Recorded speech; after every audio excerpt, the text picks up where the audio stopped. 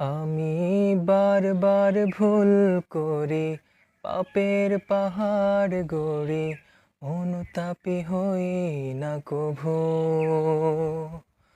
তুমি তোমার দয়ার ভিড়ে আমাকে রাখো ঘিরে, তোমাতে ফিরি না তবু।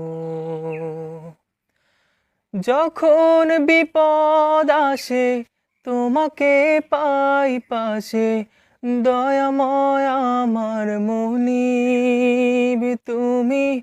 তোমার রহম নিয়ে কোরআনের আলো দিয়ে হেদায়াত করো নসিব।